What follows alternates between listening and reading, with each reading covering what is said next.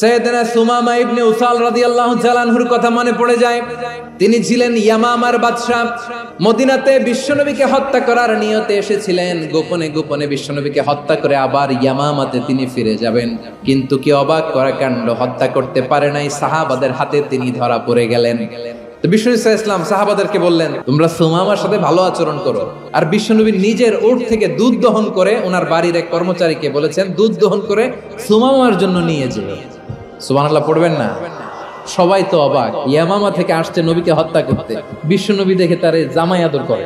একদিন নয়, 2 দিন নয়, টানা 3 দিন বিশ্বনবী এভাবে সুমামার কাছে যেয়ে যেয়ে ইসলামকে প্রেজেন্ট করতে আরম্ভ করলেন, ইসলামকে উপস্থাপন করতে শুরু করলেন।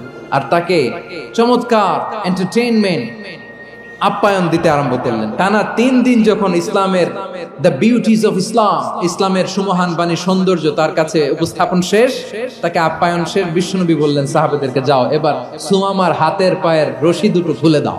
সাহাবারা তর্ক জুড়ে দিলেন, লা ইয়া রাসূলুল্লাহ, এমনটা করবেন না, তো ভয়ঙ্কর ভয়ঙ্কর খুনি, কি জানি কি হয়ে যায়। বিশ্বনবী বললেন, না, তার হাতে পায়ের রশিগুলো খুলে দাও। সাহাবারা বিশ্বনবীর কথা মতো তার হাতে পায়ের রশিগুলো খুলে দিল। সুমামা মুহূর্তের মধ্যে মসজিদে নববী থেকে বের হয়, ইয়ামামায় ফিরে না যে মসজিদে নববীর পাশে একটা খেজুর বাগান ছিল, সেখানে চলে গেলেন। সেখানে একটা ছোট্ট কুয়া ছিল, কুয়ার পানি দিয়ে তিনি গোসল করলেন। সুবহানাল্লাহ পড়েন। কুয়ার পানি দিয়ে গোসল করে মসজিদে নববীর সামনে এসে বিশ্বনবী এবং সাহাবাদের সামনে দাঁড়িয়ে সাব্বাবা উঁচু করে বললেন, আশহাদু আল্লা ইলাহা ইল্লাল্লাহ ওয়া আশহাদু আন্না মুহাম্মাদান আবদুহু ওয়া রাসূলুহু। ও নবী, আজকের দিনের আগে ইসলাম ধর্মের চেয়ে নিকৃষ্ট অপছন্দনীয় কোনো ধর্ম আমার কাছে ছিল না, কিন্তু এই মুহূর্ত থেকে ইসলামের চেয়ে সেরা শ্রেষ্ঠ পছন্দনীয় কোনো ধর্ম আমার কাছে নাই।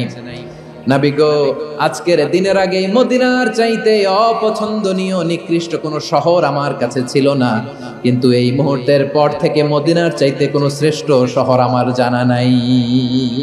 প্রিয় ভাইরা, ইহসান দিয়ে যা জয় করা যায়, কঠোরতা দিয়ে সেটা কঠিনকালেও জয় করা যায় না। আওয়াজ করে বলেন ঠিক কি না?